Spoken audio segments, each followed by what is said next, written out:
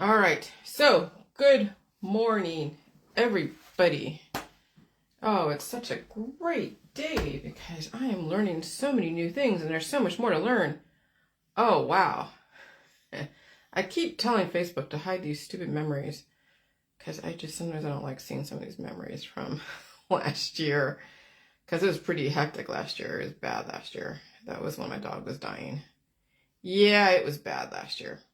So anyways, so I try to avoid those memories when all possible. But some of them do slide through. But anyway, so I'm really glad that I was raised in the Jewish religion because it's not so much that I'm trying to claim anything for any special treatment, because definitely there is no special treatment in any religion, okay? You make or break yourself. It doesn't matter if you're Jewish, Christian, Muslim, Hindu, Buddhist, whatever. You make or break your life, okay?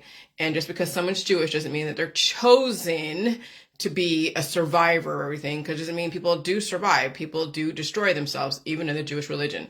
And they destroy themselves in the Christian religion. They destroy themselves in the Hindu religion, in the Buddhist religion, all that stuff, because we have been taught that people die and reproduce. And we know that Henry Kissinger passed away.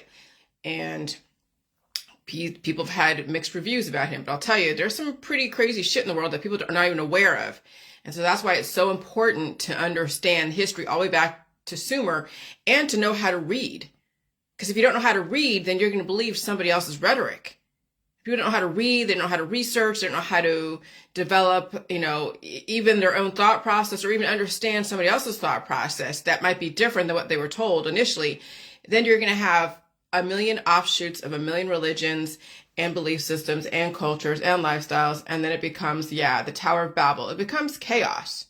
And that's what Babylon was, the Tower of Babel. You had so much diversity and people weren't on the same page and they were at war with each other. And that's all the different,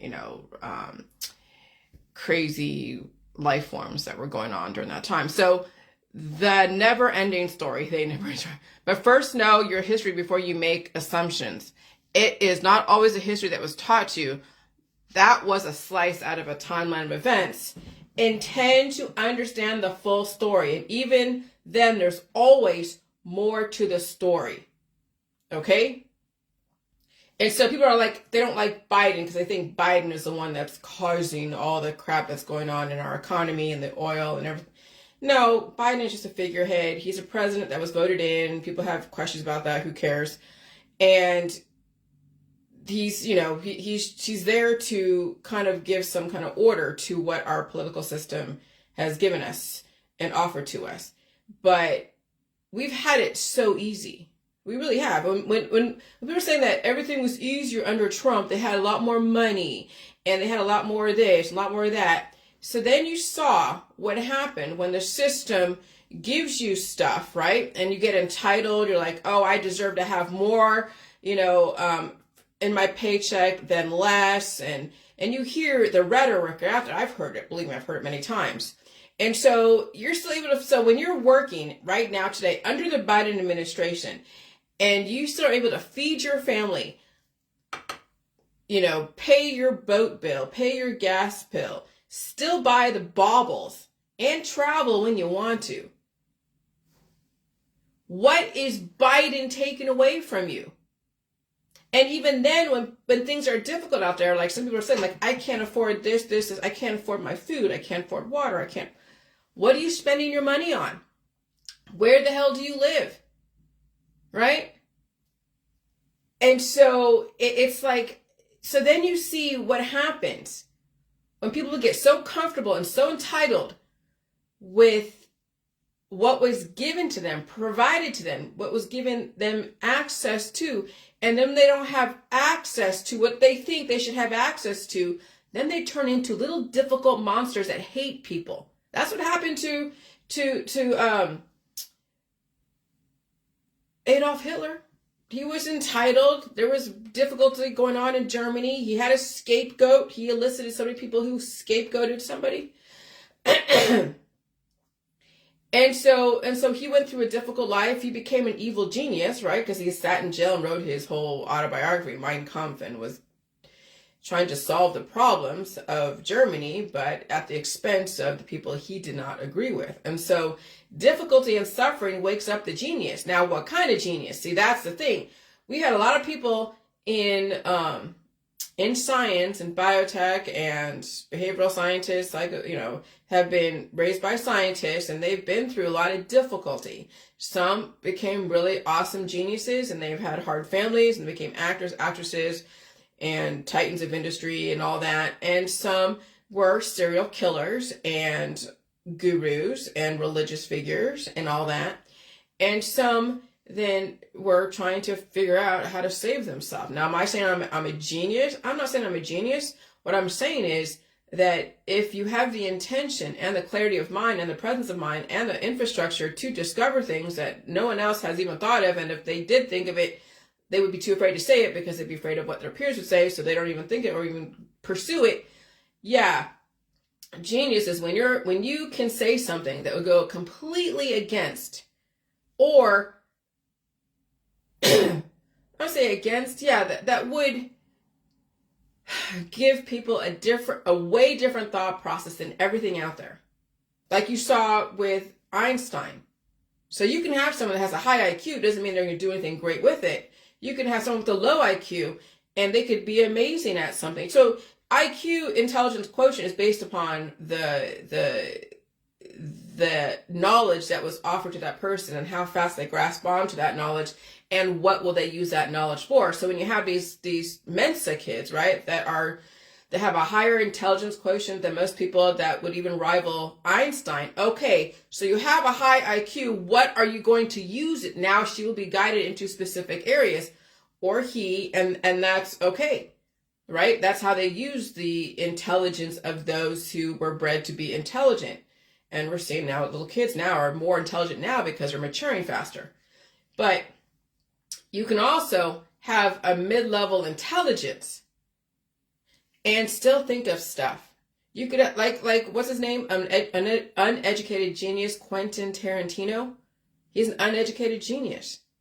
And he developed all those scripts and all those different movies. And so there are people that never graduated high school, never even, well, maybe they went to college every so often, but there are people that didn't have all those different degrees that were able to think freely without being roped into a paradigm that you get in the college system.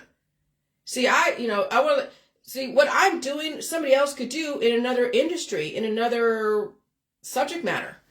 I'm developing indefinite life and also looking at, well, with the indefinite life and knowing of the past, the history of how crazy the Garden of Eden was and all the different monsters of the past, the giants, the werewolves, the vampires, the weird insect people, and all that. I'm figuring out how I'm not going to turn into any of these crazy animals out there, and how my herd immunity around my peers who have a specific programming and DNA blueprint that I'm also assimilating to and jockeying with. And when I'm around animals, like I have been for so many years, whether it's somebody else's dog, cats, or whatever, maybe that was also part of the process of my body releasing the demons, the things that were rivaling my human DNA, and it didn't want to assimilate to them and turn into some crazy monster later on. But I don't know, but we're still in that process of discovery. And so I'm now developing a thought process that is so counter to everybody out there in all their politics, religion, and science, because we've been told that we should die and reproduce. And that was somewhere, was it the OG, the Deuteronomy? I forget. That said that somehow, or the flood, where he said, where the God didn't want to deal with humans older than 157, and so they cast a spell that humans will only live to be about 150 or so. And I think I read that somewhere, that someone quoted that from the Bible. Okay, well, I'm saying double that plus 10. I'm saying like what Noah was, 950, maybe even Moses, maybe Moses was like 150. So something like that. But I'm now saying, people, if they're allowed to evolve to their environment and they're not being treated to death, with all the different things that are out there. And yeah, they're around diverse life forms. And then you saw what I was showing you about assimilating when you have a closed immune system and people start having weird things go on and they start looking crazy and then maybe they're suffering, that maybe they were taking on some of the life forms, the phenotypical characteristics of the life forms in their body. Because when you think about someone walking around with big growth, right, or the weird skin conditions and is not treated, then they start taking on, when you think about it, actually, if they're not releasing demons and they're allowing the things to go untreated, would they look like the predominant life forms in their body, like a specific insect, like a specific animal? Because I don't think we've ever seen somebody untreated for a long period of time. We might have in the weird Ripley's, believe it or not, but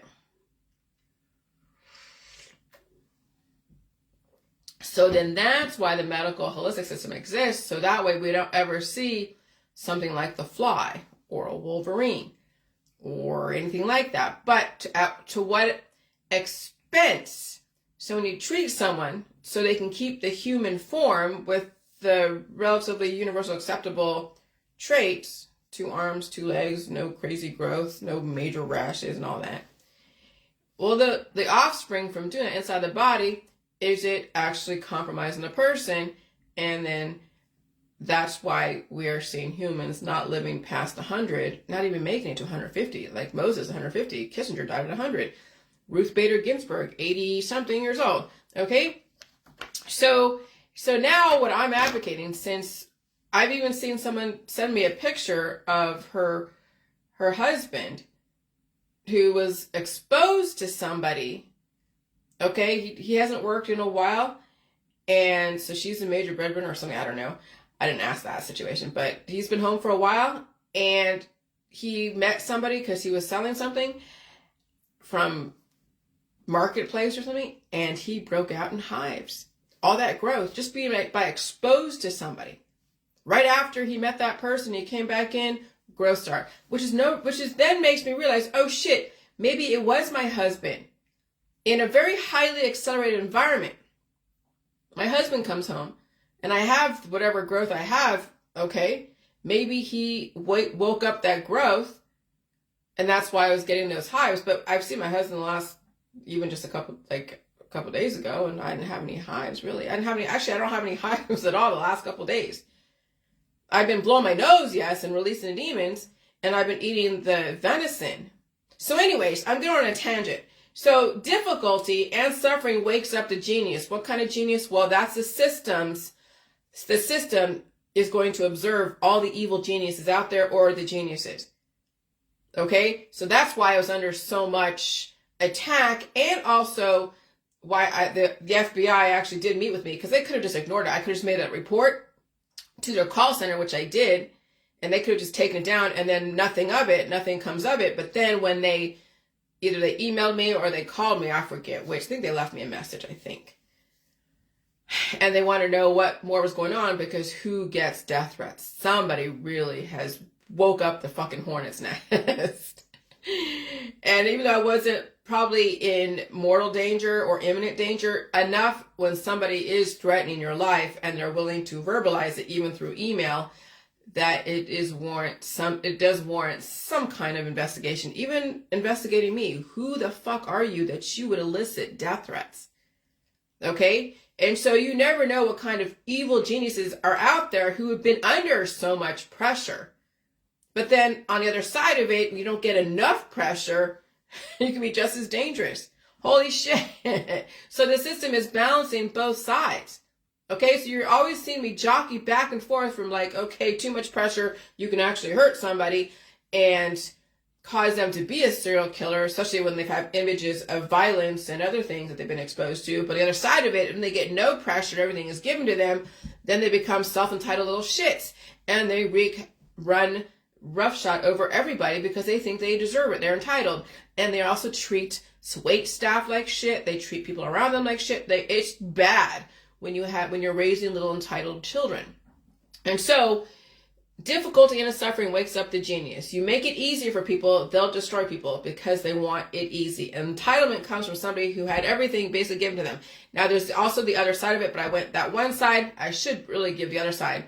But right now, nobody right now out there should be doing any violence against anyone. No one should be putting their hands on anyone. No one should be doing anything like that. So what's the difficulty in your environment? It's the weather.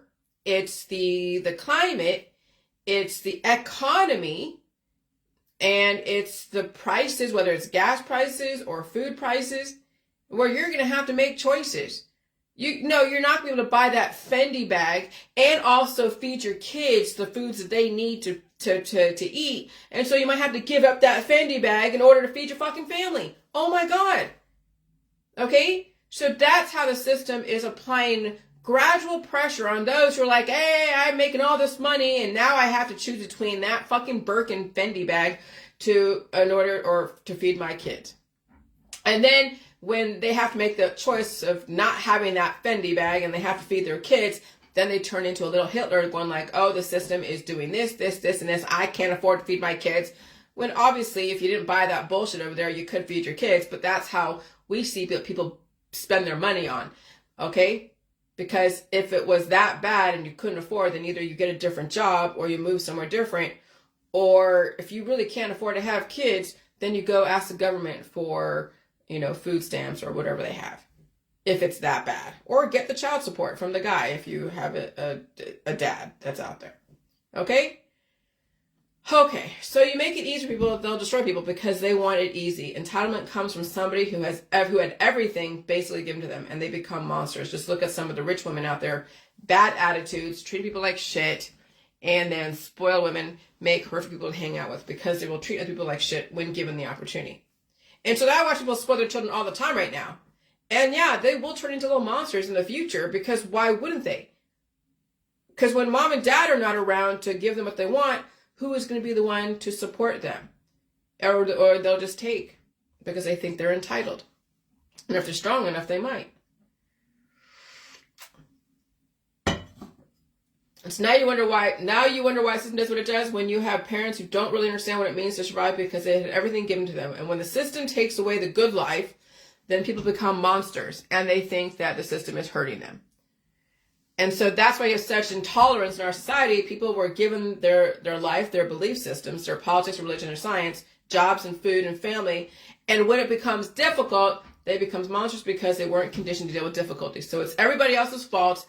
That's why you had Hitler. Now look at your Facebook. Okay, so then I'm just going to go down the timeline all the way down to the last video because you'll understand that. I mean, I can start off from, I want you to see where my thought process ended up from the last video. Okay? So you can see the train of thought, and I can go backwards and forwards. Because that's kind of what timelines do. You go backwards and forwards. And so the post I did this morning with all my little notes, like I did remember the last time when my dog was alive and I was downstairs with like my walls covered with stuff. Oh my God, now it's like, geez, there's just so much. But I finally figured out the timeline of the Bible, of the book of Enoch. That was, yes, it was kept from you, but now it's not. It's all over. It's in the conspiracy world. But the book of Enoch actually mentions what happened before Genesis. What do you mean what happened before Genesis? I thought Genesis was the creation of earth. Well, yeah, that's built into it, yes. The Genesis does take into account the building of earth. But Genesis, well, see, here's the thing. Genesis is everything, even before the Bible. Well, no, actually, you know what? Genesis, that's what I'm saying. It's trying to wrap your mind around it's the way things are constructed, the way that, do they say Sumerian pantheon in Genesis? No. Do you see that? It might have. I haven't read the whole Genesis. I haven't read the whole Bible. I've just been taking snippets, the cliff notes, right?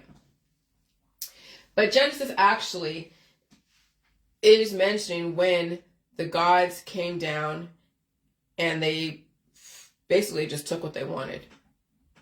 They raped and pillaged.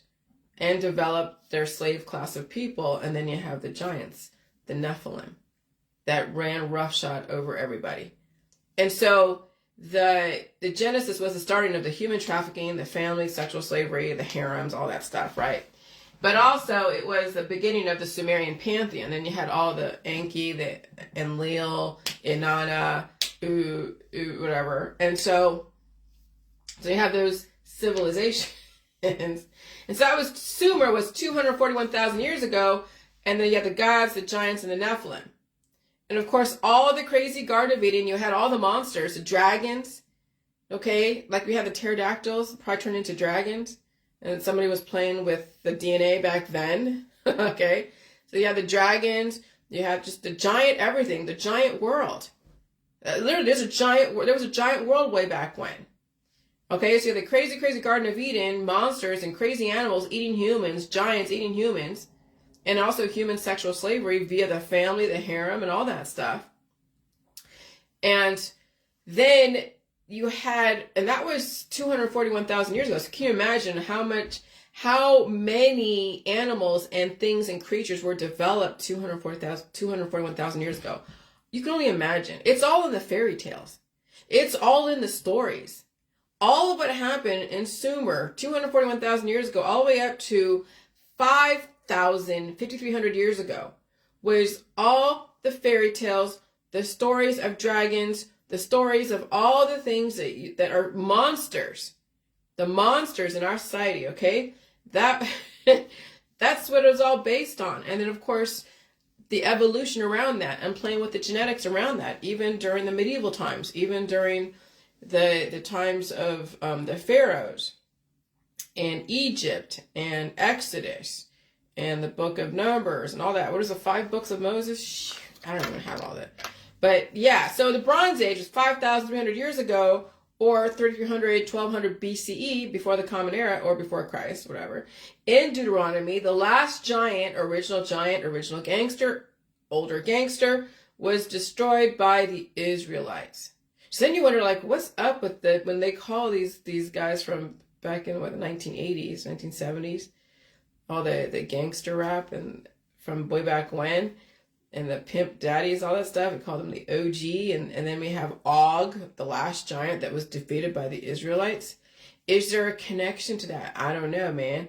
It makes you wonder, with such connections to the early version of Bible, like Deuteronomy, and then the programming of the music industry and the different gangs and the cultures around them and how dangerous they have become. And oh my gosh, you wonder the connections.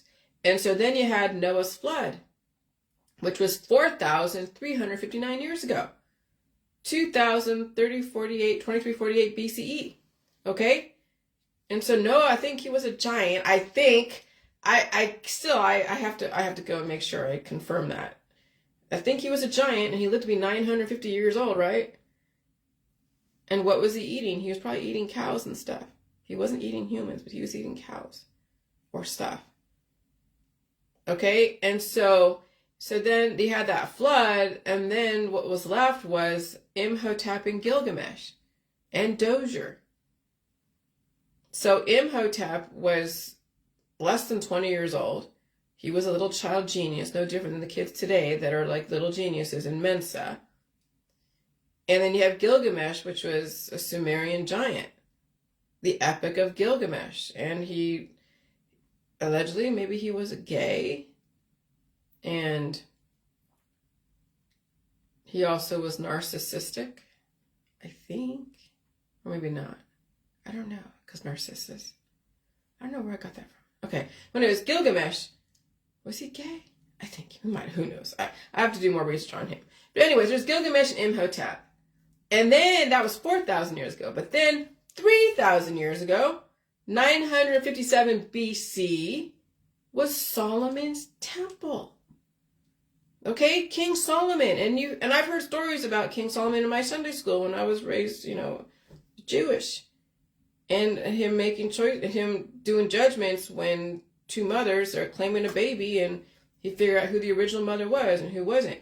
Okay, so you can read that story about King Solomon. And then I think it was the Akkadians, the Assyrians, somebody. The Semitics came in and destroyed. And that's where Hanukkah was, because there was a light that kept shining even through all that. And it shined for like 7 days and 7 nights. And so that's what Hanukkah is all about. And Hanukkah is coming up as far in Christmas, okay? So you have Solomon's temple, and then Jesus Christ, 4,000 BC to AD 30. Or 4 BC to AD 30. And what was that? Hold on. Jesus Christ. Oh, yeah, that was around 2,000, 3,000, 2,000. Yeah. What was, yeah. Yeah. 80, 21, 3,090. Okay, yeah. That's a huge. So, yeah, he was between 4 BC to AD 30. So he was right there, obviously, right there at the cusp of Anno Domini. So he is the fulcrum based upon, I don't know why the system, as far as the timelines, based it off of Jesus Christ. I guess that was because that was between Muslim when they became around in the Middle Ages, in the Ottoman Empire and all that stuff. So you have the Muslim, and then you have the Jews on either end, and you have Jesus Christ from the middle, like the middle child, and that is how then that's how they've used Jesus Christ and Christianity as a reference point. Yeah, because if you go all the way back to what, if you use Jesus Christ as a reference point, then you don't have to go all the way back to then Sumer and the giants and the Garden of Eden and all that crap. I mean, you do, but not really. Not to the extent that you see today what we could develop, what we have developed in a lab with the experiments, but those actually happened. Because if you can do it in a lab, if you can do anything in a lab, it's happened out there already. Okay, it's already happened. And that's what Fantasia in Disney.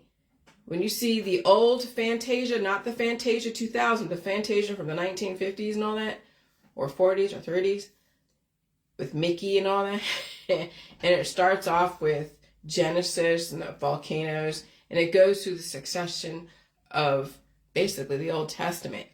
And then there was a point where the unicorns and the centaurs and the Pegasuses, so the half man and the half horse, and the women, so then he's showing also the love between the man and the woman and all that stuff. So the hetero side of it all. They don't show too much homo side, of course not. Because, remember, that's all programming that was back in the 1950s. But I'm sure there was a lot of other stuff going on more than what Fantasia showed you. So watch Fantasia, the old version. And that shows you a kind of a real quick cliff notes of history to children and also to adults. Yeah, it all happened. Everything's fucking true. Everything's true. Everything is true. Okay? There is no fairy tales. It's freaking true. It's just, you get to choose now to live in the present moment and believe whatever story is told you, so as long as you're a law-abiding citizen. But if you are mature enough to handle that there was a lot more history and it was pretty dark and it could happen again, like they say, whether the flood will never happen again or World War II will never happen again. No, the Jews and the Christians and all the Rosicrucians will not allow what happened in World War II ever happen again, but not allow what happened way back in Sumer before we got, like, the Book of Enoch. We will not let that happen again. Because that would wipe out the human race if we allowed big, huge dragons. Because they have found... Well, see, that's the thing. Is China experimenting with developing dragons? I don't know, developing large dragons, because you'd have to have a large animal out there. You'd have to take a whale and go do all this stuff to it, because the whale would be the largest animal that you could use as a prototype, and you add wings and all that stuff. Yeah, you could develop something from that size, but are there animals out there that are large enough that we could play biotech with? And yeah, the whales, but that's a lot of experimentation. All right, so Jesus Christ, 4 BC to AD 30, and then Islam, 610, early to late medieval. And I know a lot of stuff happened in the medieval ages, right? You hear about torture.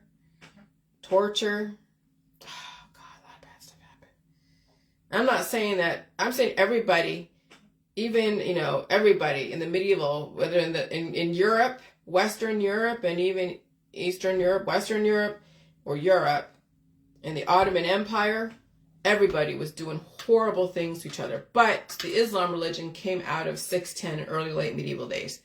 Now, I haven't studied Islam. I haven't done any too much research about it, but we know a lot of shit happened that even the Americans and the West did way back when in Iraq, during, the Gulf War, during the Iraqi War, whatever. We know some shit happened that even the West has done. So it's not like torture and medieval crap is strictly Islamic. No, we have some pretty brutal people in the Western society. Caucasian West, yes. But somehow Islam came out of during the late and early medieval days. And so, yeah. And right now we're trying to breed out evilness out of people. But intolerance is what causes evil. I just figured out that when someone's dying, and they're dying, they have too much diversity in their body, and they're going under so many different protocols and operations and recommending things to people, they are so intolerant that it also manifests in how they deal with people. They don't understand boundaries. They have an issue with new information or different information, and they have a very specific, narrow thought process because of how intolerant they're dying. They might have diversity, but that diversity is eating up their own memories. They can't even evolve and look at everything in their world that they've been exposed to from a bird's eye view to make the connections and keep what's necessary and release the rest. No, they are under the influence of that diversity in their body that's basically taking a hold of it and controlling them. And so the system then has to go and figure out if they're dangerous or not. And if they are, then that's where the drugs and the jail and all the things that the system must do to regulate people who are intolerant. Okay? So that's what I figured out. A dying person, literally a dying person, is either going to love you to death, because you see that all over Facebook. I'm in love with everybody. I love. And love is about dying and reproducing.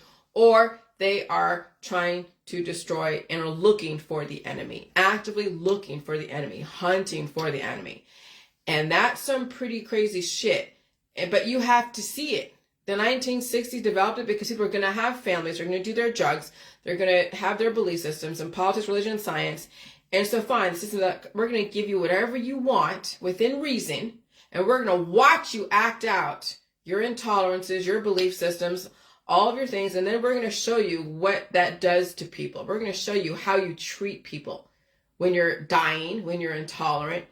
And we'll see all the different religions and all the different protocols out there to mitigate discomfort, making you more intolerant until then either the diversity in your body just ravages you and eats you up in the inside, or you commit a crime and then you're going to waste away in jail as they go through the circus of the trial.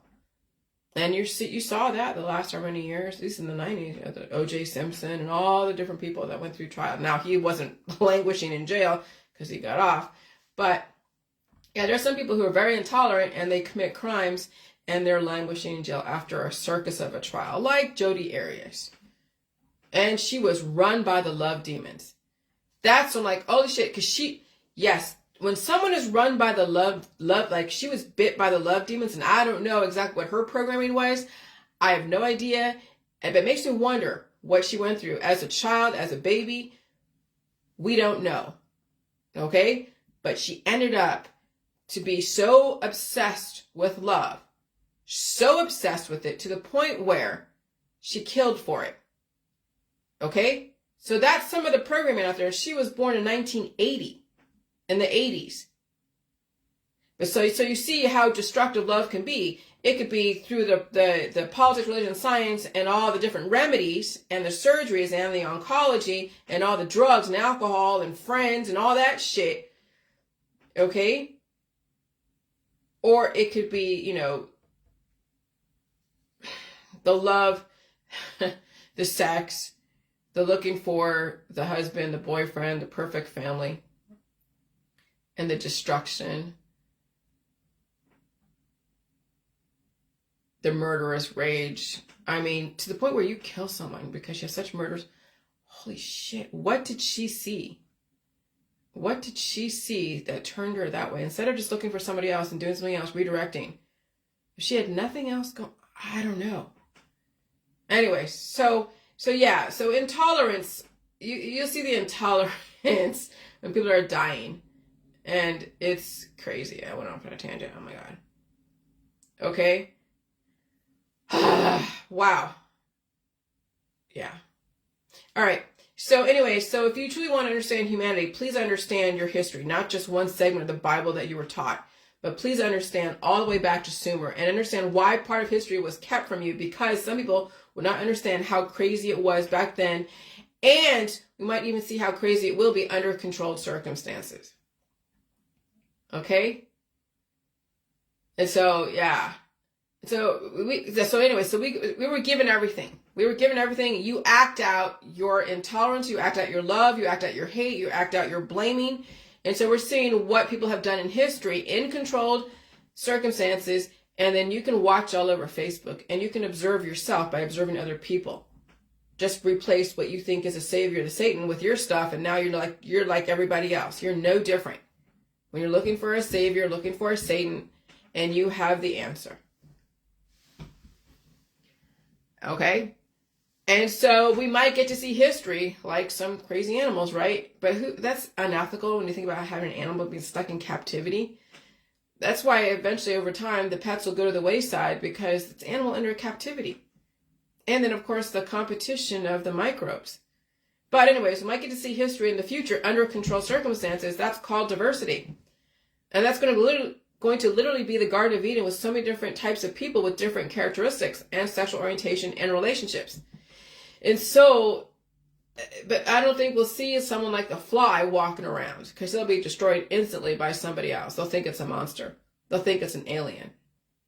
That's what the aliens are people who allow the programming inside their body take over, causing the changes in their phenotypical characteristics. And like when they developed a human Z back in 1920, and they had to actually destroy it because the implications of what could happen if they allowed that human Z to procreate exponentially, some kind of Planet of the Apes. Okay? Then that's why I posted those reels with the Never-Ending Story theme song, because it is a never-ending story. You figure out where we came from, which is so much diversity in animals and humans and hybrids, to then isolating that we have mammals, we have reptiles, we have amphibians, we have insects, we have microbes, we have humans, we have primates, and there's evolution, and we can always evolve anything and develop different breeds under the same species, and even integrate species together, developing hybrids. And oh my gosh, then there's a little bit of chaos and a lack of uniformity, and there's lack of civilized society, because I can't imagine someone who's like 9 feet tall, 20 feet tall, be able to function in a society that's average is like 6 foot, 5 foot. That's why they eradicated the giants, because they couldn't function in a society most of humans. They would destroy things and enslave the women like they did way back then in Sumer. When the gods came down and they saw the daughters of men, and he wanted to marry every single fucking one of them, and he literally screwed them all. And then you have the demigods. So you had the gods, and then the demigods, or the Nephilim. So then you had like the Titans. You had Zeus and Hera and Medusa and Hermes and Aphrodite, and now you see what was back then, and that was where all the Greek mythology, the Greek history, based upon, yes, Genesis, all of those are all interconnected. So everything right now is compartmentalized in colleges. You have your Western history, Western Europe, Eastern history, your Southwest Asia history, all these different histories that are really all together, but they have compartmentalized them and made you, and then you can be a curator in a museum and be like, hey, yeah, this was the Greek mythology. This happened back in the Roman days. They built this Vatican from way back when, and then people are mischaracterizing the statues, saying, oh, that's satanic. What the fuck is satanic? No, it was the hybrids that was running roughshod and causing chaos way back 241,000 years ago, all the way up to the point where they destroyed the last giant The Israelites did, and even then during David and Goliath. And then you have the whole Solomon stuff and all that, okay? And so, yeah, the Catholic religion remembers that stuff. The Vatican remembers that stuff. And they have reliefs to show you. And they're... and so that's what I'm saying. You got to understand the history way back when before you start saying everything's fucking satanic, okay? Because that is like a pejorative to basically find an enemy. That's basically just, it's like a one word. It's like when someone says decline in Hawaii. Like I lived in Hawaii for 6 months, and I was hanging out with a bunch of Hawaiians, and there was like the Pidgin Bible. So I was hanging out with a lot of born again Christians, and the Pidgin Bible. And then there was certain words like decline. Like, oh yeah, I want to decline. Decline. So it's like Portuguese and English kind of intermixed, and there's this word called decline, and that was in place of whatever noun. Like instead of saying like, oh, whatever, or here, whatchamacallit, whatever, like whatchamacallit, decline, whatever, that's just kind of like it's based upon the context. And so when you're calling someone or something satanic, it's based upon the context, because someone else will call you satanic as you're calling someone else satanic, or calling this thing is satanic, that thing is satanic. No different than a Hawaiian who's speaking Pidgin saying decline, decline, decline, or someone in the English world saying whatchamacallit. Okay? So that, yeah. Anyways, so, yeah. And so we might get to see history and future under controlled circumstances. That's called diversity. That's going to be literally the Garden of Eden with so many different types of people with different characteristics and sexual orientations and relationships, which is why biotech is trying to perfect the most perfect, peaceful human, but they had to develop so much procreation after the last great recess, and then still even more ways to develop kinder and gentler people who have so much intolerance. But we have so much intolerance and diversity. Kind people also must be strong and sometimes be brutal to save itself. So you see people who are all kind, but they'll never say a cross word. They'll never introduce anything controversial. They'll never really challenge people in an intellectual way, because if they challenge someone, they wouldn't know how to challenge them intellectually, because they think challenging anyone is bad. So they're all kind and loving and love, and it's all mucusy and sticky, and then you have to find ways to get to wash all that kindness off of you, because it's then choking you. You're being asphyxiated by their kindness. Okay? And so that's why kind people also must learn how to be strong and brutal when necessary to save itself. Okay? And so now look at all the mean bullies and tolerant people all over Facebook, and then also the love people too. There is a method to the madness. Just stay alive. And well, my info is a method to release the demons. However, what am I involving into? So far, I feel clear-headed, amazing, and productive. And so herd immunity is when I'm surrounded by people who have mostly obviously a human DNA genetic blueprint that I'm assimilating to on a constant basis. My husband and I are constantly assimilating to each other. He comes from the road, either I'll get hives or I won't. And we do whatever we do, and I'm always assimilating to him. So that's why my muscles are probably stronger, because I'm taking on some more testosterone, as well as eating the foods. And then I live in an environment that is highly electrified. So I walk into a Walmart or a Giant Eagle or any place where it's close quarters and there's a bunch of humans, I'm breathing in the ectoplasm. Okay? And so I'm always assimilating. And so when you're trying to develop the perfect human, one must kiss a lot of frogs to finally reach the goal. And so you got to think about this. That's what the system is doing. They're making everybody kiss each other, right? Develop offspring. You get cancer.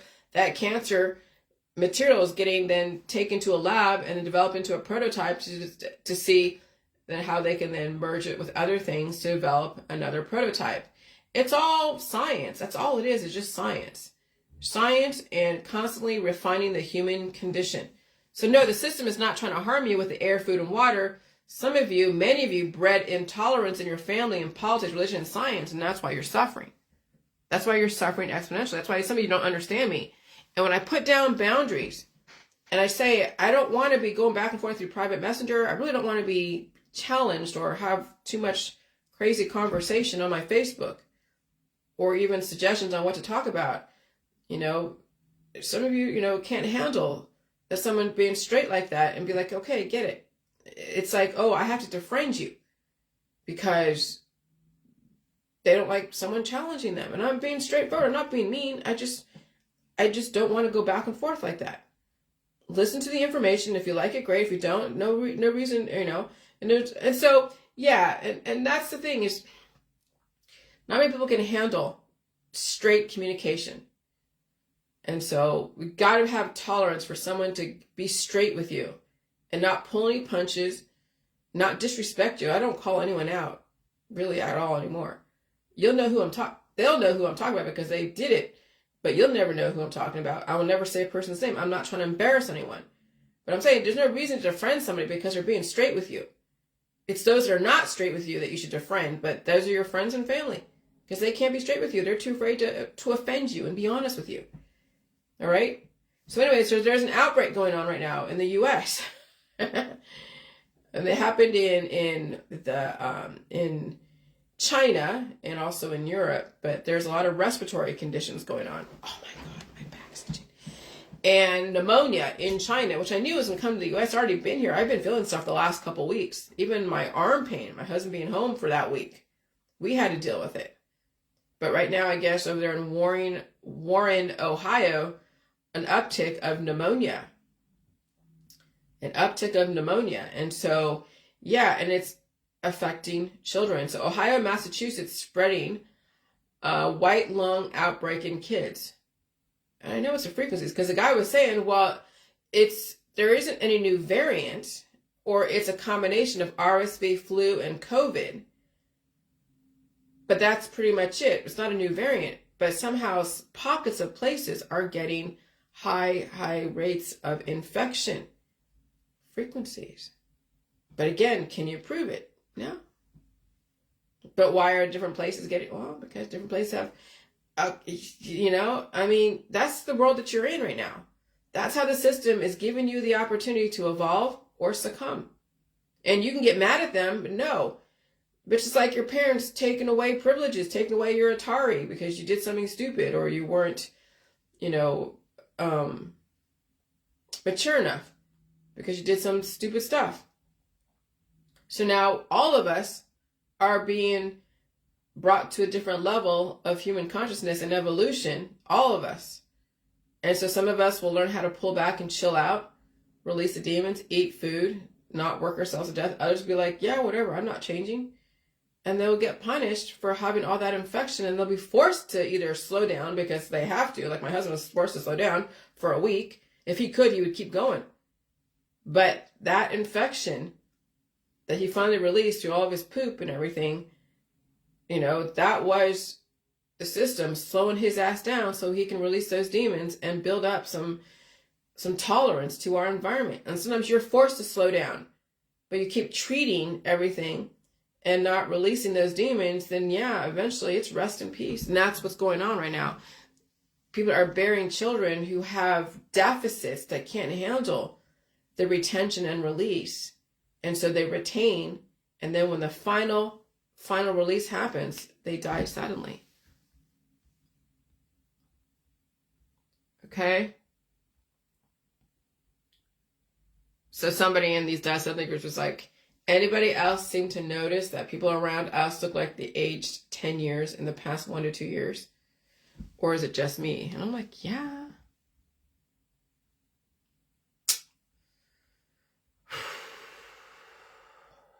And so the system wants to engineer the best humans because we've had humans for many, many, many years. Remember, we came from some pretty atrocious ancestors way back in antiquity.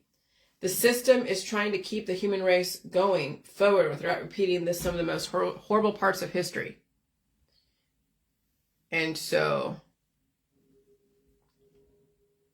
I was watching the Hulk last night, and they did that Facebook reel on herd immunity and the hybrids, herd immunity, animal-human hybrids, antiquity.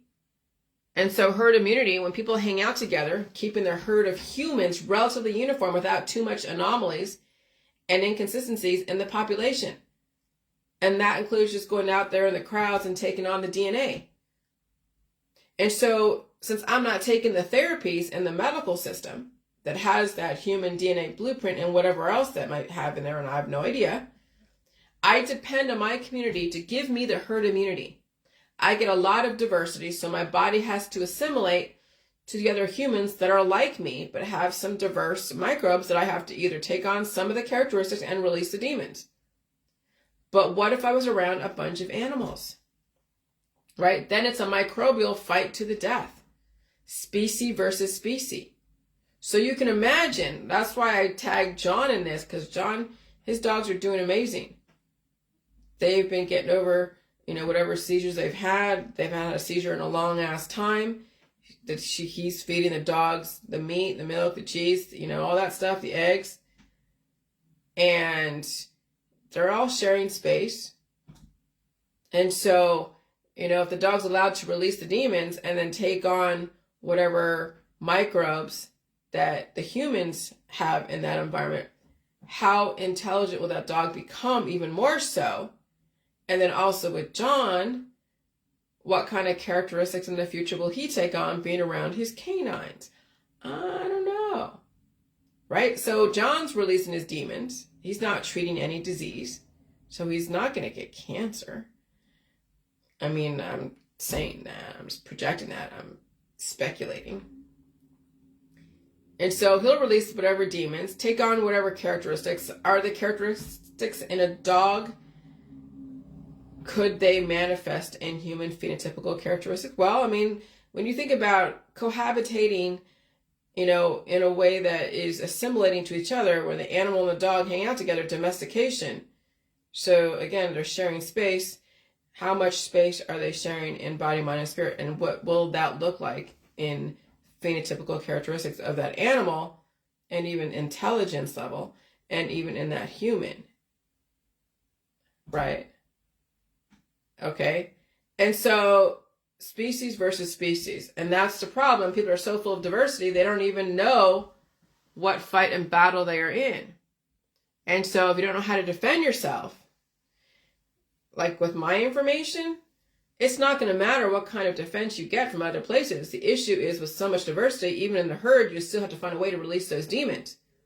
So if you get a V or not get a V, and you're going out in the crowds, how are you releasing the demons of diversity? So that way somebody else's immune system isn't taking over you and compromising you and maybe even shutting down parts of your body parts, right? What are you doing to release the demons so that diversity isn't asphyxiating or blocking any major arteries and capillaries? And so that's the issue with so much diversity. Even in the herd, you still have to find ways to release those demons, even the animal demons. Now you know why some people look like different types of animals and insects. Go look at different people in the population. They remind you of certain things. Some people are more obvious than others. Like I said, like I showed you those pictures of people that look like animals. Okay? I've even seen people that I haven't seen in a long time, and I hadn't seen in a long time, and they're so skinny, and they almost look hawkish, and they almost look like an insect.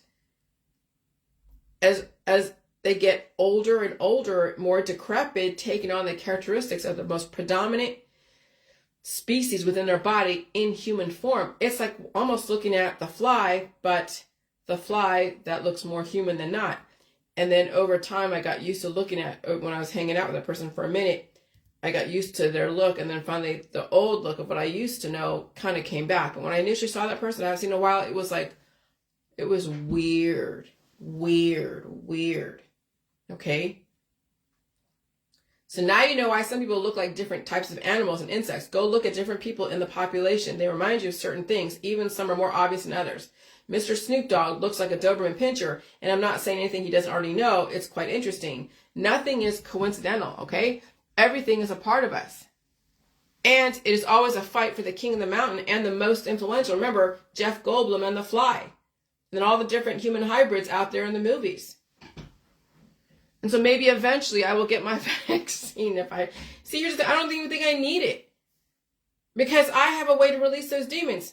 I think the reason, now I have to figure out, this is the reason why the vaccines exist, is that when you do hold so much diversity in your body, and you could be around zoo animals because you're a zookeeper, you could be a dog canine person.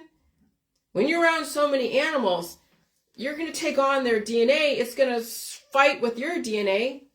It's going to cause like an entity that's going to be off to the side, causing infection and also causing potentially even cancer. Yeah, you might go get it treated, develop more offspring that might fight that, maybe, but that's also sucking the life out of you. That's why people die after so many years of treatments. And they're afraid of food, because food is going to cause the immune system to try to push it out, and people don't want to feel the pain. And so the point of the vaccines is that when people have a relatively closed immune system, it's then now bringing more of the mercenaries that are fighting for you. That's what the theory is. Now everybody can have their perception of that.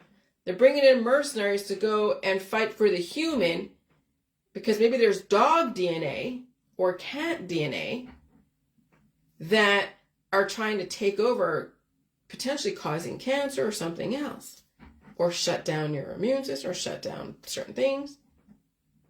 Okay? So that is the other, see, they call it protection, right? The system calls it protection, but what are you protecting? What are you protecting? It's not saying you're going to be symptom free, though that's what people's assumptions are. That's what it means when the vaccine works to them, is that they have no symptoms. They're asymptomatic. That's a perception. And then people get reactions. They're like, oh my God, it didn't work. And well, yeah, it did. Your body now is activated. Now it wants to release demons, but then you're going to actively stop it again by taking other things to go and fight the battles. But then the war becomes so numerous inside that you can't even tell who the enemy is or who. And so that's why there is so much controversy around the public health therapies. And so I get it. So, I mean, I have no problem if they're like, okay, in the future, everyone must get vaccinated because of whatever's going on, because of the amount of diversity that's going on, because of a highly accelerated environment. I have no problem doing that. At this point, I've survived without taking a vaccine. But again, if it was offered because of something and it was mandatory, which I doubt it will ever be mandatory, but it might, you never know. I mean, I have no problem doing it because I can deal with the immune system activation, because I get it anyways when the climate changes, or when I'm around my husband, he comes from the road, or when I'm around different people, when I go into like a restaurant, or I go into a Walmart or Giant Eagle, my immune system gets activated. Okay? And then I release the demons. I eat food. And there's still, right now, I'm still a human. I actually have I have a lot more clarity of thought, organized, obviously. I'm very routinized. I sleep very well. I take in information pretty well as far as, what it was a couple years ago. I verbalize relatively okay. Sometimes I get ahead of myself. I'm like, oh God, I'm going off on this. But there's so much information that I need to give off for myself and to release and make the connections, because eventually, yes, I want to write a book that's even better than the one I have right now. Okay? And it'll be longer than this book. So figures 6 years to write a book versus a year. But at least this gives you an idea of what my thought process was back then, and then what I've done to release the demons and save myself. And then you guys can figure out, where you want to be in this world. Okay? And so maybe eventually I will get my vaccine if that's necessary. If I really have to, I'm around people who are around vaccinated people anyway, so I'm not too worried about herd immunity. I have plenty of time to see what my protocol can do for me without any medical intervention, even the therapies. I just release my demons. Will that be enough in the future? Releasing my demons and eating all the food? We'll find out. I don't have any wings or paws, but I'll let you know if I do. And so right now, just a heads up, sorrowfully, this is a post somewhere. We mourn somebody's death who passed away this morning after sudden and aggressive fight with cancer that took him in a matter of days. So now it's sudden cancer because it's highly accelerated. We're in a very highly accelerated environment. And I bet you this is what was going on back then when the giants Okay, and that's probably what nuclear war was. But right now we're in, a highly accelerated environment called climate change, which is also going to make the storms stronger, the snowstorms, the rainstorms, even the hurricanes. So if you're still living in Florida and on the coast, are you thinking of at all trying to move from Florida? Do you realize that what happened last year is going to happen again this year, and probably even worse? Has anyone taken any cues from what happened last year and decide to find ways to look for a house, whether up north or more inland? Or are you just waiting for the next one to come and take you out? Or are you developing a plan that you leave when you hear the first sign of it, and then you let your insurance company, when the house gets decimated, you just take the money and run? I don't know. So the system plays both sides of the fence. So when people are not understanding history and they're not liking Israel and the Jews, but the Jews is one that defeated the giants. Not just the whole David and Goliath, but the Israelites in Deuteronomy. And I don't even study, but maybe I will study the Old Testament even more so now. Okay? But yeah, the Israelites were the ones that defeated the giants. Og.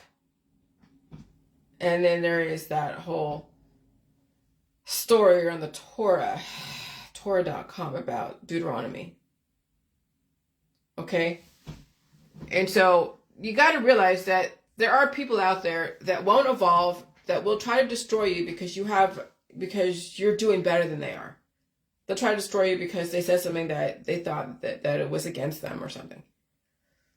And when you have to defend yourself against people who are constantly trying to destroy you, and then somebody else who doesn't understand the full story walks into the middle of a situation, they'll see the one who is aggressing at the time when they're actually defending as the enemy. And that's what you see all over Facebook. Those who are walking into the middle of the story, doesn't understand the story because they were given the story of Jesus Christ, but didn't understand the story of Sumer and the giants and Deuteronomy because they weren't taught the Old Testament. They were only taught the New Testament. Or they heard a version of the Old Testament that was spun in a specific direction to make you hate somebody. And then you see all that all over Facebook. Because I'll tell you, yes, there's I don't like the porn industry. I really don't. But there are people, Christians and Jews and Muslims and Hindus and all that are in all these different types of porn stuff, whatever. And they're all over Hollywood. They're all, so, when you're watching like the Shaws of Sunset. Okay, and they escaped Iran so they can act out. There's one character who is gay, which is probably illegal in Iran. But hey, he's gay. Okay. Nothing wrong with that, but the Shaws of Sunset are showing you that all religions do have a hand in somehow in the porn industry, human trafficking, and all the crazy shit that goes on. Okay, so to point out one culture, one religion, one group of people, one race, and say that, oh my God, this is what they do. Dude, it's everybody. There are some people that are smart enough to capitalize on what people would do anyways. And so when you have 50,000 people who are run by their hormones, who love porn, and you happen to be Jewish and realize that, oh gosh, wow, I could see a money-making venture here, that's a smart fucking person, regardless of the industry that they're in. As long as it's legal and consent and all that stuff, that's a smart person capitalizing on what people would do anyways. Okay? But it doesn't mean that they're horrible. It just means that they're smart businessmen. Smart businessmen who understand how to run business and shit, they get denigrated by those who are not. Now, if I wanted to capitalize on all this shit, let me tell you, I couldn't really capitalize on this information because I talk about vaccines. I talk about things that people are like, oh my God. I talk about pain and suffering. And that's not something that the system wants you to capitalize on. It's somebody else's pain and suffering. So no, I'm not, I don't have, a money stream through this except for my book, and that's it. But I'm not looking for that. At this point, now I got to say what I got to say. And what I'm saying isn't always going to be friendly to the advertisers. They're like, I don't want to support this if I'm an advertiser. And so advertisers would have an issue with some of this information until I figure out how to speak about it. And that's not going to be for a while, because I still got to put all this information together. And it's going to take a long time, because I got to go all the way back to freaking Sumer, 241,000 years ago. And even before that, Australopithecus, Neanderthal. See, 241,000 years ago is really not as far back as we need to go, because there's also, yes, the primates. And then it was all the plant material that gave them the edge, plus then eating the meat. And then the giants came down. So it makes you wonder what kind of women were around back then, and what did they look like? They definitely don't look like the women today. And so, yeah. So understand that just because somebody happens to be smart in business doesn't mean that they're bad. It's just they know how to capitalize on what people do anyways. And that's smart. That's fucking smart. And sometimes they're Jewish, sometimes they're Christian, sometimes they're Catholic, Muslim, whatever. Okay? Oh, God. I'm telling you, man, this learning process is insane. So I was watching this movie called Spectral, and I keep seeing it on my on my Netflix. But I never watched it because it looked like, I don't know, it's another science fiction movie. But I watched it last night, and I'm like doing my thing and all of whatever on my little games, and I'm like, and all of a sudden I just pay attention to the point where he is unplugging a machine that is keeping these ghosts activated. Microbes, ghosts, ectoplasm. And I'm like, oh my God. Oh my God. So right now we are in an activated universe, in an activated environment. And the ghosts of war, literally the ghosts of war, are ravaging people in their body, in their mind, and in their spirit. And right now people are fighting the ghosts in their life, and they're projecting, right? They're hunting other people. They're saying they're the Satan and they're the savior and all this other shit. And so right now, people are being ravaged by the ghosts in their life, the ghosts in their families. Because right now we're producing ghosts because people are not going to live through all this. Some people are not going to live through all this. They're basically a ghost. Because eventually they're going to die, and they're also being taken down by their ancestors, because the ancestors' traditions is what caused them to treat all their disease and also believe whatever belief system that was told to them even 3,000 years ago. And so the only ways to stop the ghosts of war activating themselves to destroy mankind was to unplug the power source that gave them the energy to attack. And so the spectral is when they're going in and hunting for these ghosts that are attacking the people and the fighters. And sometimes these ghosts are trapped in some kind of, I forget what it was, but it was some kind of element that kept them trapped in one space. It wasn't like they destroyed them, but they were like trapped like salt, kind of like a boundary, and they were just trapped there. So you're watching them just kind of spin around in that little space. But there are other ghosts that are like locked up in these types of glass coffins, and their energy was trapped in there.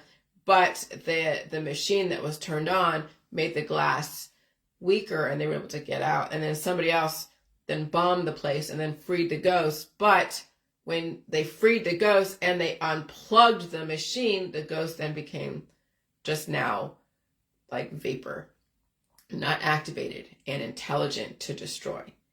And so once the soldiers unplugged the power source, the ghosts didn't have the power to be activated and destroy living man, and so they were just floating around like before.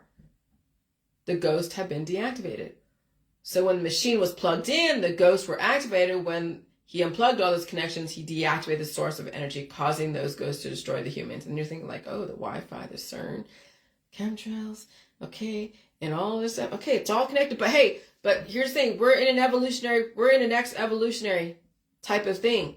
Just accept it and release the demons and figure out that no matter what science has said, no matter what Bill Gates and anyone else has said, as far as projecting the next pandemic, just realize the frequencies are going to change again.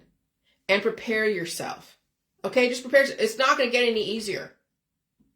We're in climate change. Whatever the fuck that means. You make it mean whatever you want. But we're in climate change. And you must be able to survive it. and take on all the diversity. Because again, when I'm walking into a crowded room, bunch of diversity of people, and they have animals, and they have children, and they have friends and family, and they're around microbes and all this other stuff. You must have a strong immune system, a strong body, and a mentality to listen to indicators and respect what your body needs in order to survive this. Okay? And so,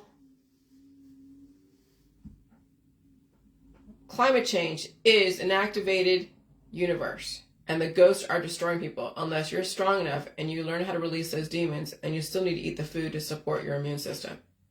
Oh yeah, the system has been telling us. And if you're not strong enough for the ghosts of the past, the ghosts in the activated environment will destroy you. Remember, those I don't see, when I'm watching my videos again, I don't see orbs or things flying around like they did a couple months ago. Remember how they were like all around and you're like, whoa, look at that. You're like, holy shit. I don't see them that much anymore, if at all. Maybe once in a while I'll see one go really fast, go by, but that's about it. Those are the freaking spirits that do try to get into the openings that you have, your spiritual openings, the portals that you have open because of your weaknesses. We have people who are open and they don't have a defense system to fight off the things. And so their openness, when you think about it, is attracting stuff. I mean, I say open immune system so you can release the demons, but then you also must have a strong immune system to ward off, like an energy field, when you think about it, to deflect those ghosts out there. Okay? That's the thing. People are like, oh, ghosts aren't real. Oh, hell yeah, they are. Just the little orbs that you saw the last couple years around me during these frequency changes and me releasing my demons, that right there should tell you. I knew meeting my husband, and he's all into the ghost shows and watching Ghost Hunters and Ghost Adventures and being all, just so enamored with watching, Zach Bagan and the history of what he's going into, and him playing with all that, all the ghosts, and his guys are getting older and older because they're taking on all that ectoplasm. Oh yeah, yeah, they are real. Yeah, and the dreams. Okay? And the dreams are the ghosts in your body of yourself warning you and telling you. I'll tell you, when I wake up with things telling me stuff that I've been confirming and talking about the day before. Sometimes I'll post it on Facebook in the middle of the night just to remind myself of what they told me. And sometimes I don't, because sometimes the dreams are like, oh my God, that's so weird. I've had dreams with people that in my world that I would never say, because it was like weird. It was stuff I kind of already knew about, my interaction with them, and I would never put it out there like that. It was a dream to confirm, yeah, Jillian, you're right about so many different things. Okay? And so your dreams, and I remember the dreams even earlier on when the COVID came around in 2020, 2021. And yeah, there was dreams like blue and green. That's like the aurora. And so when Kim Rydell was like, yeah, I've seen dreams of blue and green or green and purple or something. I've had some iridescent dreams as if I was in the middle of an aurora. And sometimes, yes, in the middle, when you have so much high energy because of all the antigen antibody programming that is activated from the frequencies and the climate change, you're going to see iridescent colors in your dreams and flying and all these, oh my God. I'll tell you, when you finally activate your immune system, that is the trip that will be more than all the ayahuasca and the LSD and all the meth and all that bullshit out there that's all over the street to turn people into zombies. When you finally activate your immune system because you've been around all those type of zombies that are now being zombified, you'll go through some trippy shit when you go to sleep at night. Some of it will be kind of scary. Some of you feel like something is trying to kill you and attack you. I've had that. Oh, I'll tell you, man, the whole J-World, the whole exorcism of the J-World is like a trip like no other, and you don't have to use drugs or alcohol or anything. You're just tripping off your own past experiences that have been that had been like sequestered in parts of your immune system that were not allowed to express itself until the system woke up the demons. And now you got to fight the war. Now, the system will try to help you with all the therapies, but it doesn't mean that you're going to be able to be able to withstand the war. Okay, that's why some people don't get the symptoms, others do. Because some people's wars are a bit more aggressive than others. Sometimes people's wars is just a cold. Other people's wars are like cancer or disease or chronic illness or chronic pain or died suddenly. They can't handle the war. Their body could not handle the war. Okay, so if you're not strong enough for the ghosts of the past, the ghosts in this activated environment will destroy you. So if you watch my Facebook Lives, I don't have the orbs so much stuck around me like a swarm of infection, ectoplasmic infection. Yeah, when I had that infection in the body that was attracting the spirits, you saw them all over, swarming me like ectoplasmic infection. But now I have a force field of hormones and energy protecting me from the ghosts of the past, present, even the future. And I will not be run by the ghosts. Okay, I will learn from them. But there are people out there that are ghosts because they will die in this environment. It's just a matter of when. And they're trying to tell me stuff. What to think, what to feel, what to say, what to believe in. Even resisting my information. Okay, you're a ghost. Do you plan to be around in the next 20, 30, 40 years? You say you plan to, but what's the indicator? If you plan to die someday, then you're a ghost. You're just here temporary. And that's, most people out there are ghosts. They don't plan to live beyond a certain time, whatever they think that is. And so if you're taking advice from a ghost, they're taking advice from their ancestors who were dead. That's where you're going to end up.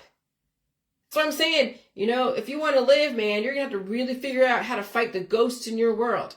And that includes your friends and family who don't plan to be around.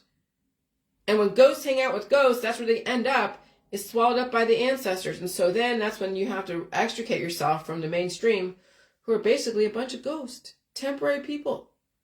And learn how to straddle both worlds. And let them know they don't have to be a ghost or a temporary person, but then that's up to them. That you can't make them want to live if they don't want to.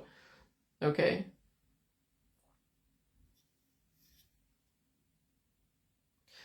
And so, yeah, somebody in Audrey's world, Shauna, she's funny. She posted this thing called menopause. When the hair falls out, your fanny starts growing on your chin.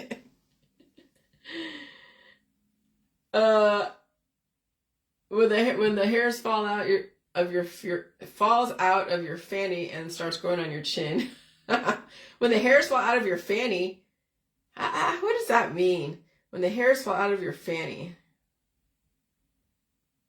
Huh.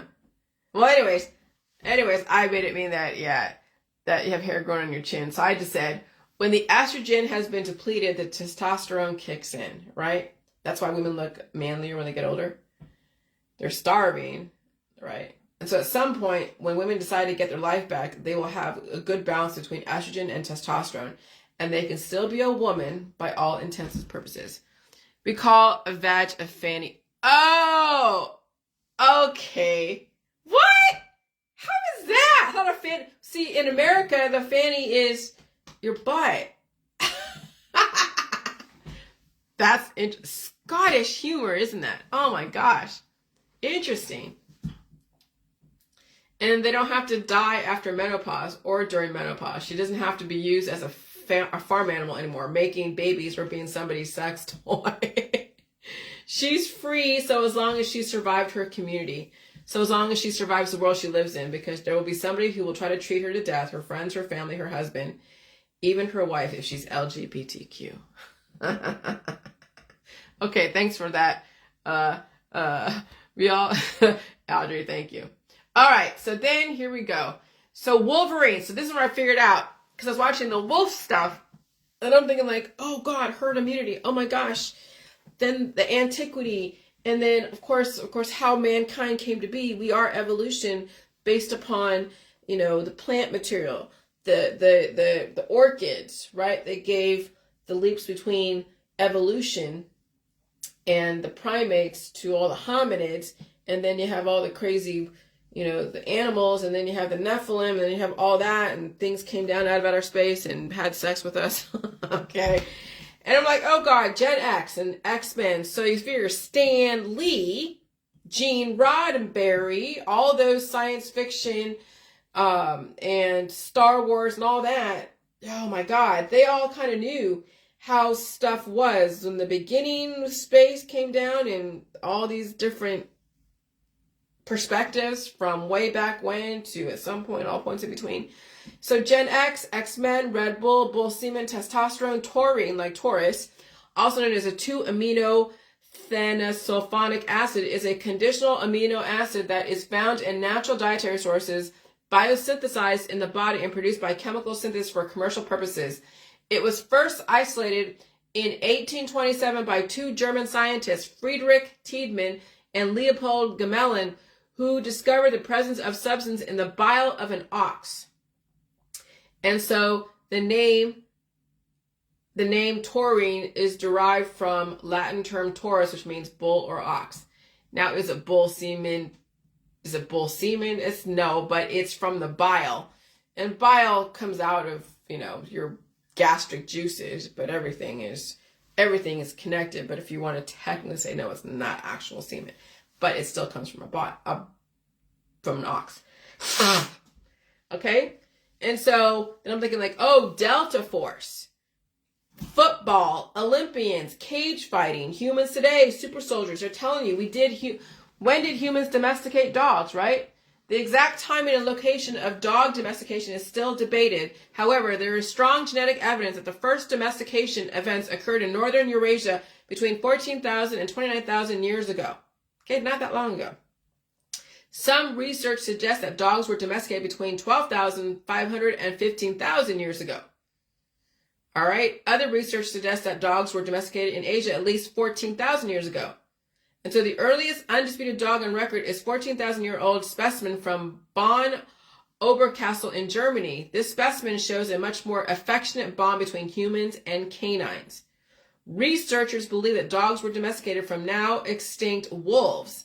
Some wolves remain wild, while others chose to associate more closely with humans. And then you have the Marvel comics of Wolverine. So then here's the storyline, right? James Howlett was born to wealthy John and Elizabeth Howlett in Alberta, Canada during the last years of the 19th century. 19th century? 1800, right? As a child, he was frail and unhealthy due to his overactive mutant immune system. Overactive immune system, so that's autoimmune disorders. And was neglected by his mother, who has been institutionalized following the death of her firstborn, John Jr., in 1897. Okay, so now he's left to his own devices. His brother died. She went crazy. This is in 1800, right? James's mutant abilities were triggered when his father, who was the groundskeeper, was shot by the Howlett's groundskeeper, Thomas Logan, whom he did not know was his real father. Okay? So James' mutant abilities was triggered when his father was shot by the Howlett's groundskeeper. So his adoptive father was shot by his real father, Thomas Logan, whom he didn't know was his real father. And so James then killed Logan, slashed the face of Logan's son and his friend dog, and left Alberta with childhood friend Rose O'Hara. And so his healing abilities drove trauma from his memories, leaving him partly amnesiac. Okay, so I released the demons. I drove the trauma out of my body. So I don't remember every single thing out there in the world. I remember some things, not everything, but I did drive the trauma out of my body, leaving him partly amnesiac. He and Rose found refuge at a British Columbia stone quarry where Rose, claiming James was her cousin, gave his name Logan. Within months, Logan's power were heightened due to the environment around him. So the climate changed. His power, whatever it was that he was bred to be for, his mutancy, was heightened.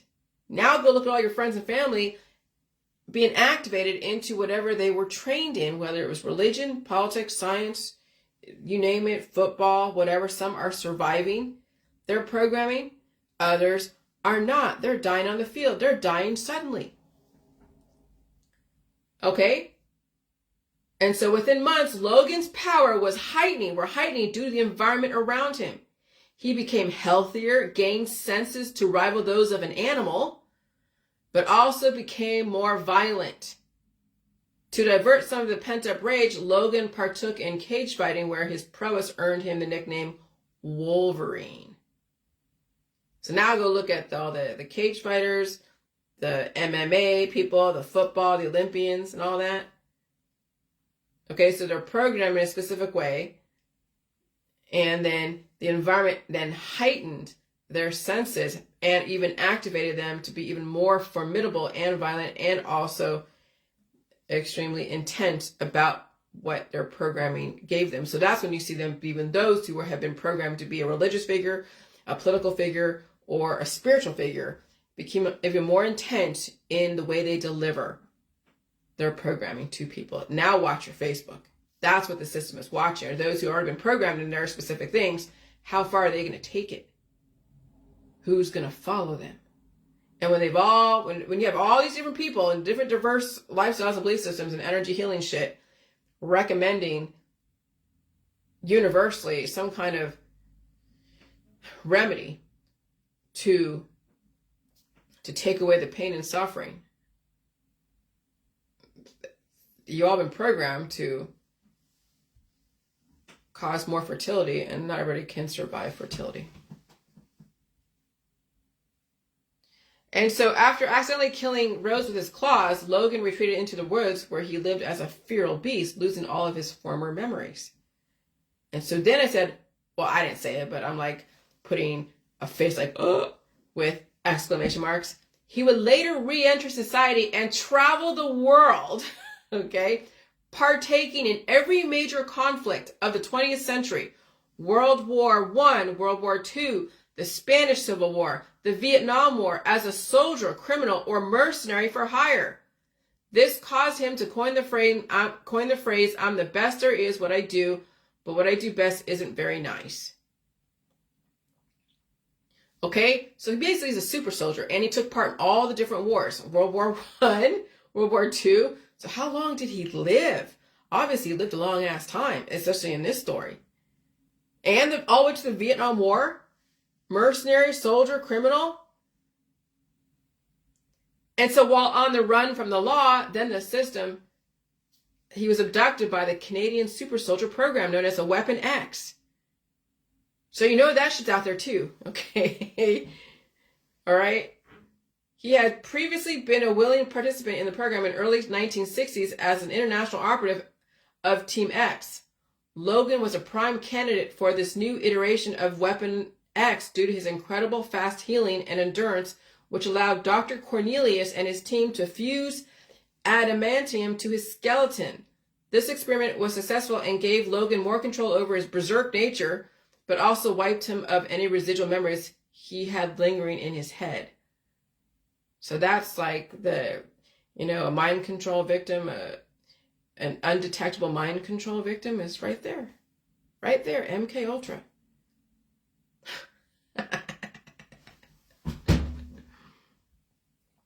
And so when the Hulk blundered his way into Canadian territory, Logan was mobilized against the Green Gargantuan.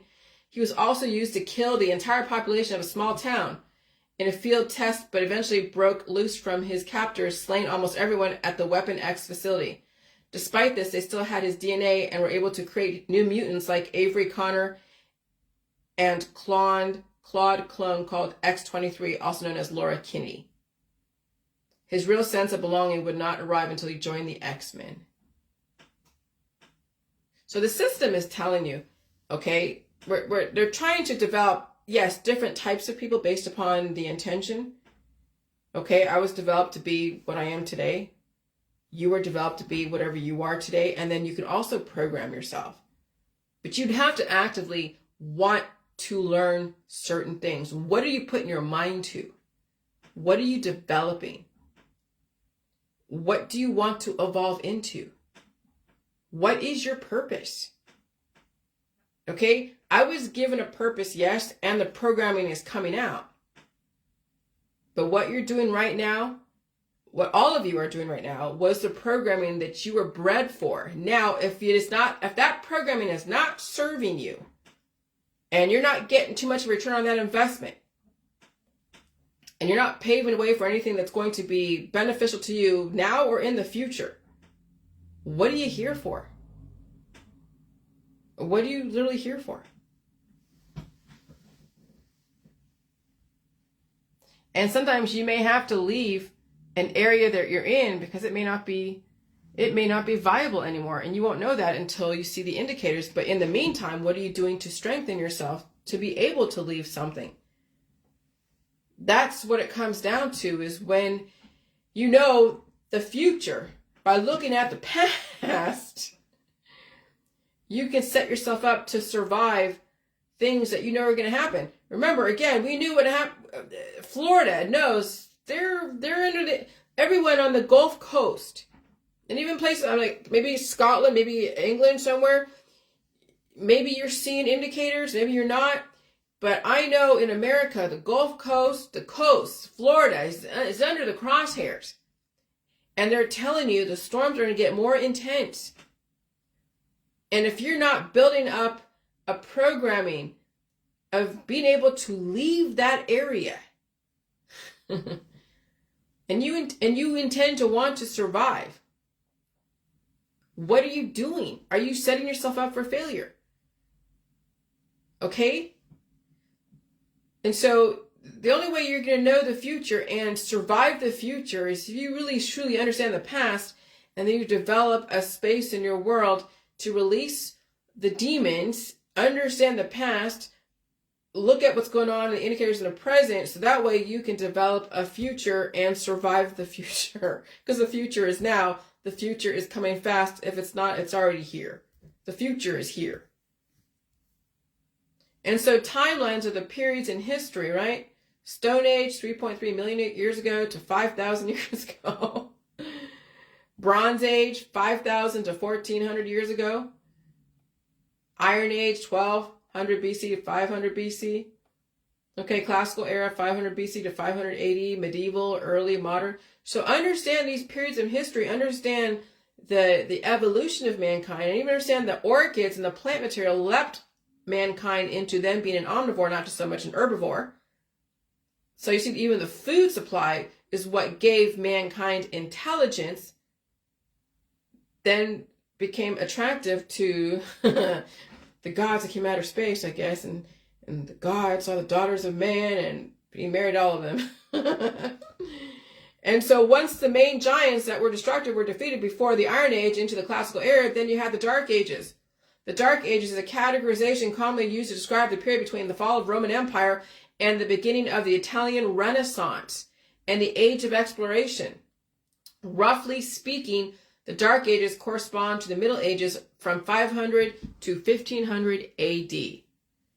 That was the Renaissance, the Age of Discovery.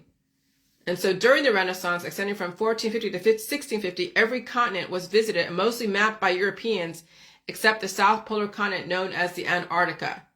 Today, we still have some humans who practice the Dark Ages medieval ways of torturing each other, virtually as well as physically. And we learned that from the giants who we destroyed way back when.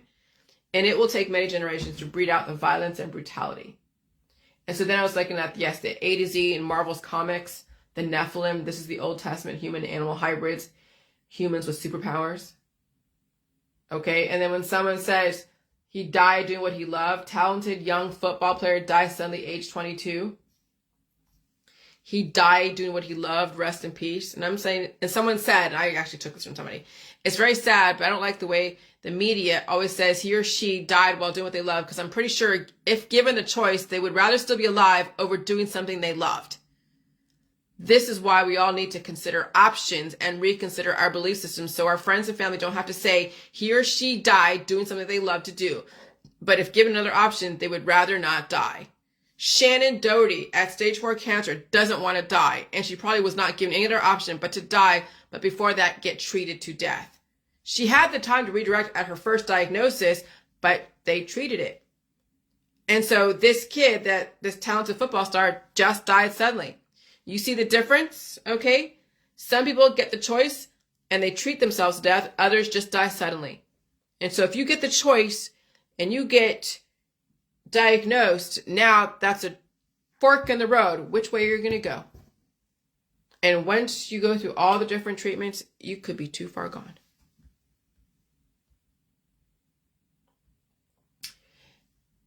And so I said, no matter what happened in Vietnam back in the 1960s and 70s, I am very thankful I wound up here in America. Okay, so the system had to do what they had to do back then and even now all over the world. So if you're in the first world, even in the third world, and you're given opportunity and options, be thankful and listen to indicators. And do everything you can to evolve, because if you are that intolerant to everything, everyone will be your enemy, and then we have to protect ourselves from you. And so then I'm like, you know what, George Bush, fucking A, you're awesome. George Bush, Herbert Walker Bush. It is the rule of law, not the law of the jungle, that will govern the conduct of nations, or else you get werewolves. And so then Israel defeated the giants. And the fighting between the giants and humans were the inspirations behind the Grimm's fairy tales. And we do have humans who take on some of these characteristics of giants, and that's why it's so scary out there. And since we can't legislate morals, we can only control people's demons, but only for so long before they become out of control. Then you have a great reset. But first you get to watch yourself on Facebook and the movies and face what you've done to yourself and your children, and maybe attempt to change if you can. But if you don't want to face the errors of your ways and disbeliefs and your belief systems, then the environment will regulate you, and so will the government if you step out of line. That's why you're in a surveillance society. People's demons are rearing their ugly heads. Now you know why life starts out in Genesis, raped by the giants in the Hebrew Bible, because it then became our exodus from the brutal giants, and the Jewish people's exodus from the brutal sympathizers, the pharaohs and their followers, all the religious offshoots from Judaism and Christianity, Islam against their own people. The Jew is what caused people to be so brutal to each other. So all the offshoots. So you have the 12 tribes of Israel, and some of those tribes are even against their own people. You see them. They say that Judaism is bad, and they're Hebrews. Why would you say your own people are bad? What is it? What caused you to diverge from that and be against Israel and against the Jewish people and against Judaism? Because there's two sides to every single religion out there. Why would you take the side against the people that you were born from and came from? So when you have the 12 tribes of Israel and they're all fighting amongst each other, what the hell are you doing? Okay? And so all the religious offshoots from Judaism and Christianity, Islam against their own people, the Jew, is what caused them to be so brutal to each other, and people have died and reproduced so much they have no memory of anything, always repeating history, repeating what their parents have done to themselves and others, hunting those who are and were different based upon your perception. And so from the Bronze Age defeating OG to now was now how humans were and are trying to breed out the brutality out of themselves. Which is why you see all the rising and falling of civilizations. And yes, great resets and biotechnology to control your demons. Which is why they want 500 million in perpetual balance with nature in the future. And so I said, wow, good luck surviving your own beliefs. But if you are brutal against anyone in body, mind, and spirit and politically, also known as intolerant, maybe that is why you are under the influence of something controlling your demons, and I'm sorry you're suffering. And so then Sumer, 241,000 years ago, OG, Deuteronomy, the Bronze Age, 3300 BC to 1200 BC, Genesis, the beginning of human sexual slavery via the giants.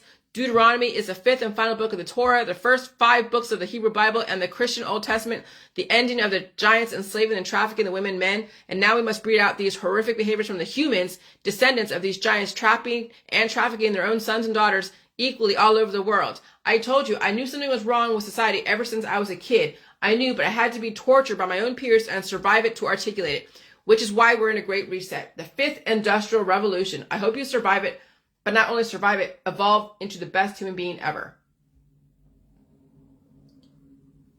Okay. I'm going to just hear myself. I'm teaching my little children in my body, so they have to hear it, right?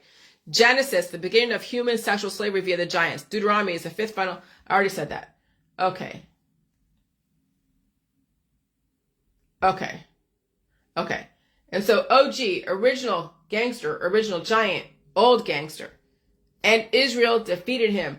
But the giants traffic humans, and we are in the process of releasing those who traffic themselves and other humans. Deuteronomy 3 recalls the tradition of Og in order to underscore the military power of the Israelite army. Both the size of his bed as well as the description of Og as the last of the Rephaim to serve to heighten this dramatic narrative. Og is part of the mythic past, a mighty foe, one of the giants of old, but Israel defeated him nonetheless. Who was the last giant on earth? Israel saved us from the giant race. It was Og. And those who are against Israel do not understand, do not know your history, even human history. And I cannot stand to watch people spew hatred from their hearts and raising and teaching kids at the same time. It is disgusting.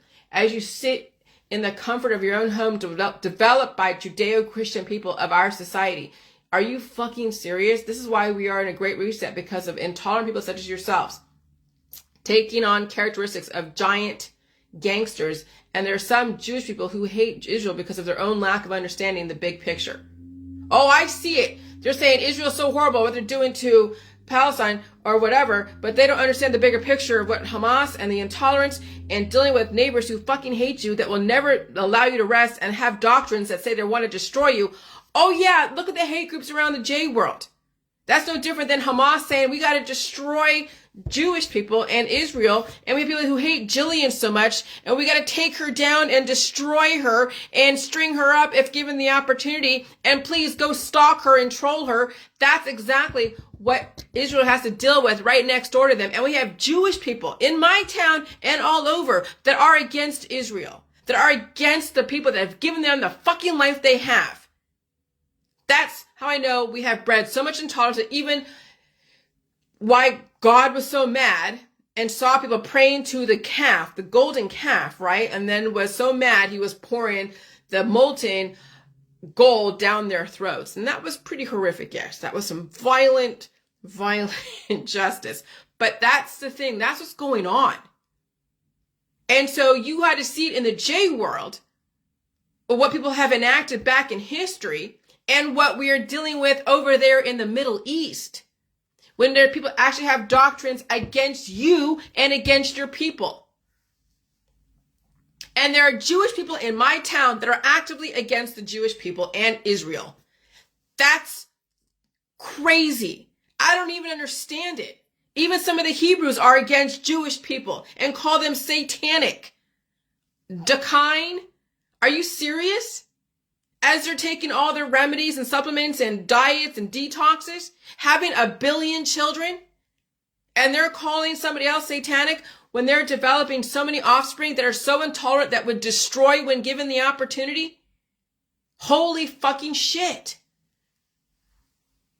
Hate is what drives cancer, disease, wealth, and intolerance. Hate does.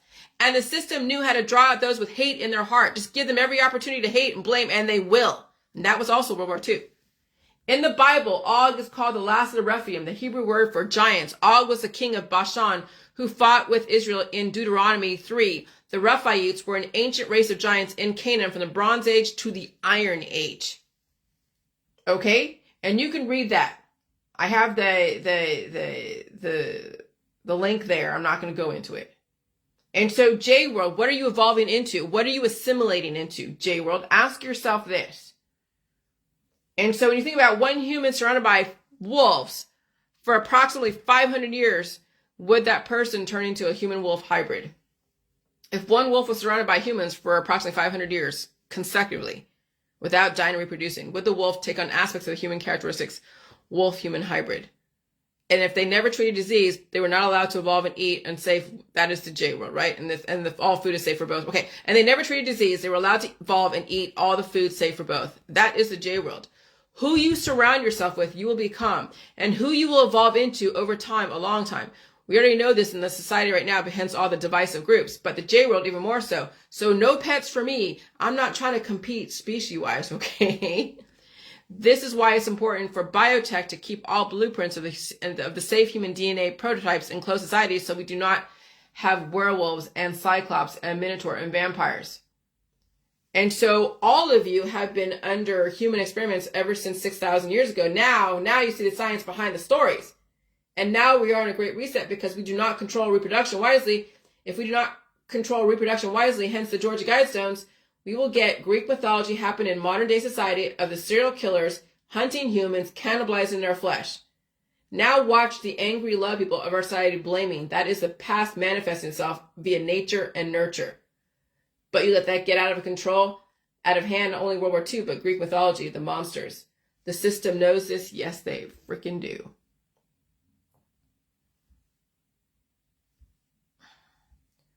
Okay, I have 2 more and I'm done. Jesus Christ. So now, when you go out in public around large, diverse groups of people, what kind of animal, human DNA are you incubating? Will it become so influential, the growth causes they die suddenly, or specific painful characteristics like animal behaviors? Even I must be aware of that and make sure I can release the demons. But what will I develop over time releasing the demons and assimilating to my environment? What is in my predominant environment influential enough to cause me to develop characteristics? If you treat yourself, then die suddenly one day. But if you do not treat yourself, what is the system wanting me to evolve into? I am already extremely evolved in just taking on new information and organizing my thinking. But what physical characteristics will I exhibit over time in my world? My arms are more muscular after the arm pain the last 3 weeks. So we shall see. Oh yeah, it's not as painful doing this now. I can do this with that. Oh, that. Ow. Yeah, that hurt. Okay, so I'll tell you, man. I don't know. We'll see. But that hurt. Fuck. I don't know if I just need to stretch or what. That might be. Who knows? Yeah, it might be need to stretch after all that, but still. But hey, pain is pain. Whatever. Pain is healing. And so that is why the system is trying to get away from the farm pets and develop a lab-created meat, because it is the animal fighting the human microbes and vice versa. Then over time, hybrids and serial killers and love demons. Microbial fornication of animal, human, animals develop cancer, disease, growth, chronic illness, and then die suddenly. Too much diversity, not enough release. Which is why pets may not survive the new world, because the system cannot repeat the past of chaos. And the suffering of both the human and the animal fighting the internal wars and constantly being treated and bred to death. And that's why you get so many types of sexual orientations. Okay? And then, if we do not allow those to employ the wars, I can see a repeat of history. All of the giants, minotaurs, werewolves, vampires develop again, terrorizing villages. That's the serial killers in the 1960s, 70s, 80s. And they could be your peers. How do we control evolution and reproduction? We let those who have a bird's eye view of history do what they need to do. Because if we allow those to evolve into animals, we must protect ourselves from the world will descend into chaos yet again. And it already has been pretty bad. And it's already pretty bad out there. Okay? So if you're all mad at Kissinger for whatever's going on back in Southeast Asia, get over it. There were reasons why things were happening the way they happened. And you don't have the big picture. And you're only looking at one slice of history, one narrative. But then you weren't privy to all the information because maybe you couldn't handle it. Maybe you couldn't handle that type of history. And so yes, there are slices of history that you were not privy to that now you're privy to. And you'll have to figure out how to put it all together. I've put it all together for me based upon my perception and my perspective around the J world, but you will figure out what's good for you. And if you can only listen to one little small slice of history, which is the Christian Bible, in this specific perspective, and that's it, and then you think everyone is like the enemy out there that's not that, then you will stay in your little compartmentalized world and die in it, and so will your children. So if that's what your intention is, then you can't complain to anyone that you weren't given the opportunity to understand the bigger picture and find a different way to do things. All right. I'm done. Bye.